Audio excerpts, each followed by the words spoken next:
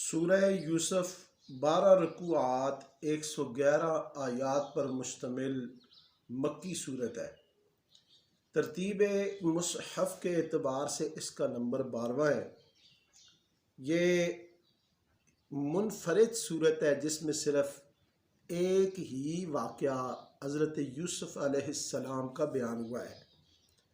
اس واقعے میں تکرار نہیں ہے۔ اللہ رب العزت نے یوسف علیہ السلام کے اس واقعے کو قرآن کریم میں احسن القصص یعنی بہترین واقعہ قرار دیا ہے۔ اس میں انسانی زندگی کے ہر پہلو کو اجاگر کیا گیا ہے اور اپنوں کے مظالم ان کے مقابلے میں اللہ کی مدد کا منظر دکھا کر حضور نبی کریم صلی اللہ علیہ وسلم کو اپنی قوم کے مظالم کے مقابلے میں نصرت خداوندی حاصل ہونے کی بشارت دی گئی ہے۔ سورہ یوسف کے پہلے رکوع میں حضرت یوسف علیہ السلام کا خواب اور باپ کی نصیحت کا ذکر ہے۔ جب حضرت یوسف علیہ السلام نے اپنے والد حضرت یعقوب سے یہ خواب بیان کی، انی رأیت احد عشر کوکبا والشمس والقمر رأیتهم لی ساجدین، کہ میں نے 11 ستارے اور سورج چاند کو اپنے لیے سجدہ کرتے ہوئے دیکھا ہے۔ تو والد نے کہا، بیٹا یوسف، یہ خواب اور کسی سے بیان نہ کرنا، تیرا رب تجھے چن لے گا اور تجھے خوابوں کی تعبیر عطا فرمائے گا۔ دوسرے رکوع میں سوتیلے بھائیوں کی سازش کا ذکر ہے کہ سوتیلے بھائیوں نے آپس میں مشورہ کیا کہ یوسف اور اس کا بھائی والد کے بہت زیادہ محبوب ہیں، بہتر تدبیر یہ ہے کہ یوسف کو قتل کر دو یا گہرے کنویں میں ڈال دو۔ چنانچہ وہ باپ کے پاس آئے اور کہنے لگے، ابا جان، آپ یوسف کے معاملے میں ہم پر بھروسہ کریں، اس کو ہمارے ساتھ بھیجیں تاکہ یہ باہر نکل کر کچھ کھیل کود لے۔ چنانچہ وہ اپنے والد کو اس بات پر راضی کرنے میں کامیاب ہو گئے۔ یوسف علیہ السلام کو باپ کے پاس سے لے گئے اور پھر انہوں نے حضرت یوسف کو گہرے کنویں میں ڈال دیا۔ جب وہ واپس آئے تو رات کو روتے ہوئے آئے، وَجَاءُوا أَبَاهُمْ عِشَاءً يَبْكُونَ، اور کہنے لگے کہ ابا جان، ہم کھیل کود میں مصروف ہو گئے، یوسف کو ہم نے اپنے سامان کے پاس رکھا بٹھایا اور بھیڑیا ان کو کھا گیا۔ تو حضرت یعقوب علیہ السلام نے کہا، تم نے ایک بات گڑ لی ہے، فَصَبْرٌ جَمِيلٌ وَاللَّهُ الْمُسْتَعَانُ عَلَى مَا تَصِفُونَ، میں تمہاری اس حرکت، اس بات پر صبر کرتا ہوں اور اللہ ہی بہترین میرا مددگار ہے۔ جب یوسف علیہ السلام کو کنویں میں ڈالا تو کنویں کے پاس سے ایک لوگوں کا قافلہ گزرا۔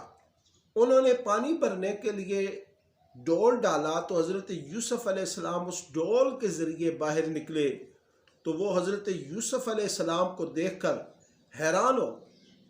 چنانچہ انہوں نے حضرت یوسف علیہ السلام کو پھر تھوڑی سی قیمت پر آگے بیچ ڈالا۔ تیسرے رکوع میں حضرت یوسف علیہ السلام کی عزیز مصر یعنی عزیز مصر کی بیوی کے ساتھ جو معاملہ ہے اس کا ذکر ہے، جس میں حضرت یوسف علیہ السلام بالکل پاک اور صاف ثابت ہوئے، آپ کی پاک دامنی ثابت ہوئی۔ مصر میں جس شخص نے حضرت یوسف کو خریدا، اس نے اپنی بیوی سے کہا کہ اس کو اچھی طرح رکھنا ہے، یہ ہمارے لیے مفید ثابت ہوگا۔ اللہ فرماتا ہے، ہم نے اس طرح یوسف کو مصر میں قدم جمانے کی صورت عطا فرمائی، اور اللہ اپنا کام کر کے رہتا ہے، واللہ غالب علی امرہ ولکن اکثر الناس لا یعلمون۔ تو پھر جس عورت کے ہاں حضرت یوسف رہتے تھے وہ عورت ان پر ڈورے ڈالنے لگی، ایک روز اس نے دروازہ بند کر کے حضرت یوسف کو بلایا، کہا قالت حیت لک، تو حضرت یوسف نے کہا معاذ اللہ، اللہ کی پناہ کہ میں ایسا کام کروں۔ آخر کار یوسف اور وہ عورت آگے پیچھے دروازے کی طرف بھاگے تو اس عورت نے حضرت یوسف علیہ السلام کی قمیض کو پیچھے سے پھاڑ دیا۔ دروازے پر جب یہ دونوں پہنچے تو دروازے پر اپنے آقا کو، اس عورت کے شوہر کو پایا، تو وہ عورت کہنے لگی اس شخص کی کیا سزا ہے جو تیری گھر والی پر نیت خراب کرے۔ چنانچہ حضرت یوسف علیہ السلام نے اپنی پاک دامنی ظاہر کی اور اپنے آپ کو بے گناہ ثابت کیا، لیکن پھر اس عورت کے گھر میں سے ایک گواہ نے گواہی دی۔ اس نے کہا کہ اگر کرتا حضرت یوسف کی قمیص آگے سے پھٹی ہے تو وہ عورت سچی ہے، یوسف جھوٹا ہے، اگر پیچھے سے پھٹی ہے تو پھر وہ عورت جھوٹی ہے، یوسف سچے ہیں۔ فلما رأى قميصه قد من دبر قال انه من كيدكن ان كيدكن عظیم۔ پس جب اس قمیص کو، حضرت یوسف کی قمیص کو دیکھا گیا تو وہ پیچھے سے پھٹی تھی، تو اس طرح اس خامن نے کہا کہ بے شک یہ عورتوں کا مکر ہے، ان کیدکن عظیم، بے شک عورتوں کا مکر بہت بڑا ہوتا ہے۔ تو یوں گواہی پر، ثبوت پر حضرت یوسف علیہ السلام کی پاک دامنی ثابت ہو گئی۔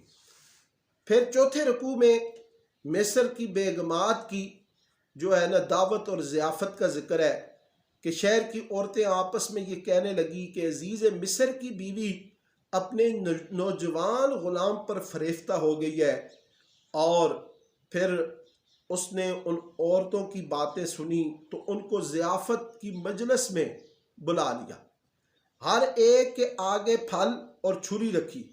پھر عین اس وقت جس وقت وہ کھانے میں مصروف ہوئی تو حضرت یوسف کو نکلنے کا اشارہ کیا۔ جب وہ باہر نکلے تو وہ عورتیں حضرت یوسف علیہ السلام کو دیکھ کر حیران اور دنگ رہ گئیں اور اپنے ہاتھ کاٹ بیٹھیں۔ وَقَطَّعْنَ أَيْدِيَهُنَّ، انہوں نے اپنے ہاتھوں کو کاٹ ڈالا اور وہ کہنے لگیں یہ تو کوئی انسان نہیں بلکہ فرشتہ لگتا ہے۔ پانچویں رکوع میں حضرت یوسف علیہ السلام نے اس گناہ، اس برائی کے بدلے جیل کی قید کو ترجیح دی، یعنی برائی پر جیل کی قید کو حضرت یوسف علیہ السلام نے ترجیح تھی، اور جیل میں جب تھے تو بھی توحید کی دعوت اور تبلیغ کو جاری رکھا، اپنے مشن کو بھولے نہیں، مشن کو جاری رکھا۔ حضرت یوسف علیہ السلام کے ساتھ جیل میں دو نوجوان اور بھی تھے، اور ایک روز ان میں سے ایک نے یوسف علیہ السلام سے کہا میں نے خواب دیکھا ہے کہ میں شراب نچوڑ رہا ہوں۔ دوسرے نے کہا کہ میں نے دیکھا ہے میرے سر پر روٹیاں رکھی ہیں اور پرندے کھا رہے۔ حضرت یوسف علیہ السلام نے جواب دینے سے پہلے ان کو توحید کی دعوت دی۔ یا صاحبی السجن اارباب متفرقون خیر ام اللہ الواحد القہار، اے میرے قید خانے کے ساتھیوں مجھے بتاؤ متفرق بہت سے رب بہتر ہے یا اکیلا؟ یقیناً اللہ الواحد القہار، اللہ جو اکیلا ہے، زبردست ہے، وہ بہتر ہے، وہی حقیقی رب ہے۔ پھر حضرت یوسف علیہ السلام نے ان کے خوابوں کی تعبیر بتایا کہ وہ جو شراب نچوڑ رہا ہے وہ عنقریب اپنے بادشاہ کو پلائے گا، پلانے پہ معمور ہوگا، اور جس نے یہ دیکھا ہے کہ اس کے سر پر روٹیاں رکھی اور پرندے کھا رہے ہیں وہ سولی پر چڑھایا جائے گا اور پرندے اس کا سر نوچ نوچ کر کھائیں گے۔ تو یہ خواب کی تعبیر جو حضرت یوسف علیہ السلام نے دی حرف بحرف سچی ثابت ہے۔ پھر چھٹے رکوع میں حضرت یوسف علیہ السلام نے بادشاہ کی خواب کی تعبیر بتائی. وہی شخص جس نے کی خواب کی تعبیر حضرت یوسف علیہ السلام نے بتائی تو وہ شخص بادشاہ کے قریب ہو گیا، اس کو پلاتا تھا. جب بادشاہ کو خواب آئی تو اس نے پھر حضرت یوسف علیہ السلام سے رجوع کیا کہ بادشاہ نے خواب دیکھا ہے کہ 7 موٹی گائیں جنہیں 7 دبلی پتلی گائیں کھا رہی ہیں، اور اناج کی 7 بالیں ہری ہیں اور دوسری 7 خشک ہیں. تو حضرت یوسف علیہ السلام نے فرمایا کہ 7 برس تک لگاتار تم کھیتی باڑی کرتے رہو، اس دوران جو فصلیں تم کاٹو ان میں سے اتنا حصہ جو تمہاری خوراک کے کام آئے نکالو، اور باقی کو ان بالیوں میں ہی رہنے دو. پھر 7 برس کات سالی کے آئیں گے، اس زمانے میں وہ غلہ کام آئے گا، اور پھر 1 سال آئے گا کہ اس میں خوب بارش ہوگی اور تم پھلوں کو نچوڑو گے. پھر 7ویں رکوع میں حضرت یوسف علیہ السلام کی بے گناہی کا جو ہے وہ ذکر ہے کہ جب حضرت یوسف علیہ السلام کی رہائی کا پروانہ آیا تو آپ نے فرمایا پہلے ان عورتوں کا معاملہ صاف ہو جنہوں نے اپنے ہاتھ کاٹ لیے تھے. ان عورتوں نے کہا، عزیز مصر کی بیوی نے بھی کہا کہ اب حق کھل چکا ہے یوسف، تم سچے ہو، تم بے گناہ ہو. پھر حکومت وقت کی مدحیت میں درج ہونے والے وہ مقدمے سے حضرت یوسف علیہ السلام بری ہوئے تو انہوں نے کہا، وما ابرئ نفسی ان النفس لامارۃ بالسوء الا ما رحم ربی، کہ اس گناہ سے بچنا میرا کوئی ذاتی کمال نہیں ہے بلکہ یہ اللہ کا فضل و کرم ہے. پھر حضرت یوسف علیہ السلام کے حوالے خزانے کر دیے گئے، یعنی انہیں اس ملک کا وزیر خزانے کے امور حضرت یوسف علیہ السلام کے سپرد کر دیے گئے. 8ویں رکوع میں حضرت یوسف علیہ السلام کے بھائیوں کا غلے کے لیے حضرت یوسف کے پاس آنے کا ذکر ہے. تو حضرت یوسف علیہ السلام نے ان کو پہچان لیا، فَعَرَفَهُمْ وَهُمْ لَهُ مُنْكِرُونَ، لیکن وہ نہیں پہچانے. حضرت یوسف نے ان کو غلہ بھی دیا اور واپسی پر ان کی بوریوں میں وہ سامان، وہ مال، پیسے بھی رکھ دیے، اور ساتھ یہ کہا کہ اگلی دفعہ تم اپنے سوتیلے بھائی کو ضرور لانا، اگر نہیں لاؤ گے تو میرے قریب مت آنا. چنانچہ یہ لوگ واپس گئے اور انہوں نے والد سے یہ کہا کہ آپ بنیامین حضرت یوسف کے جو بھائی ہیں ان کو میرے ساتھ بھیجو اور وہ ہمیں غلہ دیں گے، زیادہ دیں گے. چنانچہ یہ اپنی بات منوانے میں والد پر کامیاب ہو گئے اور بنیامین کو لے کر حضرت یوسف کی طرف آئے. جب یہ رخصت ہوئے تو والد نے یہ نصیحت کی کہ تم شہر میں ایک ہی دروازے سے مت داخل ہونا، کہیں حسد اور نظر کا شکار نہ ہو جاؤ. وَادْخُلُوا مِنْ أَبْوَابٍ مُتَفَرِّقَةٍ، متفرق الگ الگ دروازوں سے شہر میں داخل ہونا. پھر 9ویں رکوع میں 2 بچھڑے بھائیوں کی ملاقات، حضرت یوسف اور حضرت بنیامین کی ملاقات کا ذکر ہے. انہوں نے اپنے بھائی کو سائڈ پہ کر کے سارا واقعہ بتلا دیا.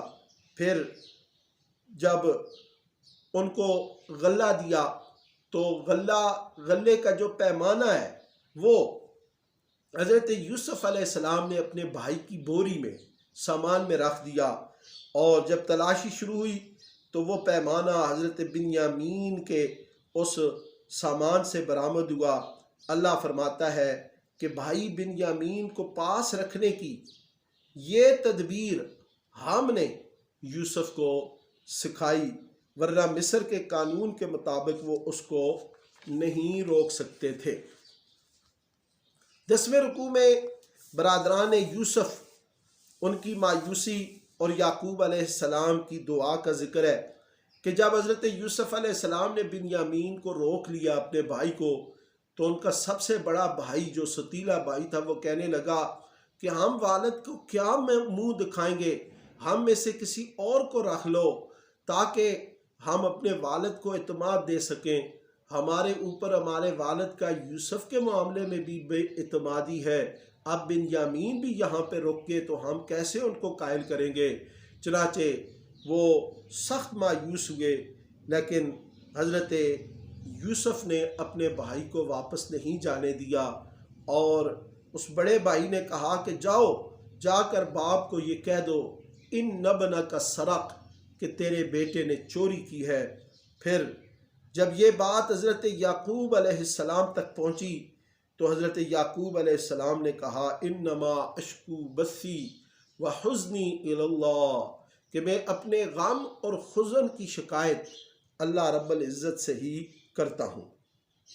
جب یہ لوگ تیسری بار آئے، حضرت یوسف کے سامنے پیش ہوئے، تو حضرت یوسف علیہ السلام نے کہا کہ تم وہی ہو جنہوں نے یوسف علیہ السلام کے معاملے کے بارے میں غیر ذمہ دارانہ حرکت کی، اور فرمانے لگے کہ تمہیں یاد ہے کہ تم نے یوسف کے ساتھ کیا سلوک کیا۔ پھر ان بھائیوں کو یقین آیا کہ یہی یوسف ہیں، تو حضرت یوسف علیہ السلام نے فرمایا انا یوسف وہذا اخی، میں یوسف ہوں اور یہ میرے بھائی ہیں۔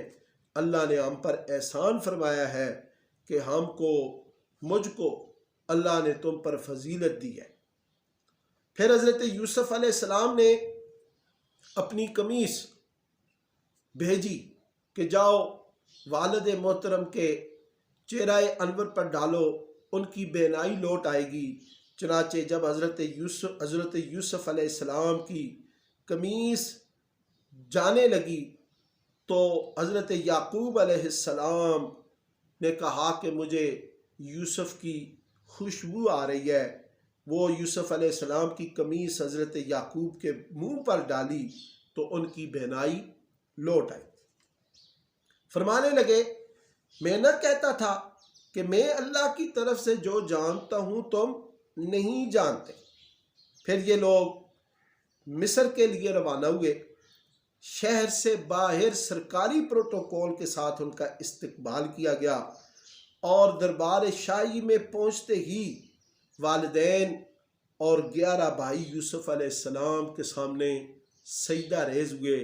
یوں حضرت یوسف علیہ السلام کی وہ جو خواب، اس خواب کی حقیقی تعبیر سامنے آئی جو انہوں نے شروع میں پہلی رکوع میں خواب بیان کی، انی رأیت 11 کوکبا والشمس والقمر رأیتہم لی ساجدین، کہ میں نے 11 ستارے، سورج اور چاند کو سجدہ کرتے ہوئے دیکھا ہے۔ تو وہ 11 ستارے بھائی اور سورج چاند والدین جنہوں نے اس خواب کی تعبیر کی، جو حقیقی تعبیر ہے وہ پیش کی۔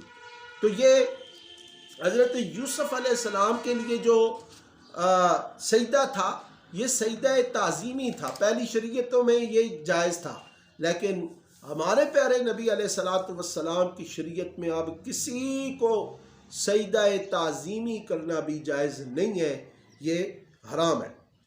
چنانچہ حضرت یوسف علیہ السلام نے پھر اللہ کے ہاں دعا کی، رب قد آتیتنی من الملک وعلمتنی من تأویل الاحادیث فاطر السماوات والارض انت ولی فی الدنیا والآخرہ توفنی مسلما والحقنی بالصالحین۔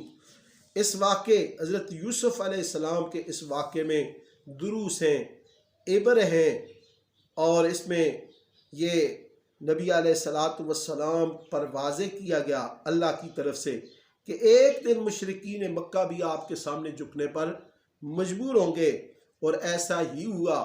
جب مکہ فتح ہوا، نبی علیہ السلام کعبۃ اللہ کی دہلیز پر کھڑے ہو کر آپ نے یہ فرمایا، وہی جملے جو حضرت یوسف نے اپنے بھائیوں کے لیے کیے، وہ نبی علیہ السلام نے قریش مکہ والوں کے لیے کہے، لا تثریب علیکم اليوم، آج کے دن کوئی انتقامی کاروائی نہیں ہوگی، آج عام معافی کا اعلان ہے۔ آخری رکوع میں اللہ رب العزت نے فرمایا کہ ان قصوں میں عقل والوں کے لیے نصیحت، ان عبر میں، ان قصوں میں عقل والوں کے لیے نصیحت ہے، اور یہ کتاب قرآن سراپا ہدایت اور رحمت ہے اس قوم کے لیے جو اس کو اللہ کی کلام مانے، لقد کان فی قصصہم عبرۃ لأولی الالباب، اور یہ اللہ کی کلام ہے، یہ اللہ کی کلام اس قوم کے لیے رحمت ہے جو اس پر ایمان لائے، وہدی ورحمۃ لقوم یؤمنون،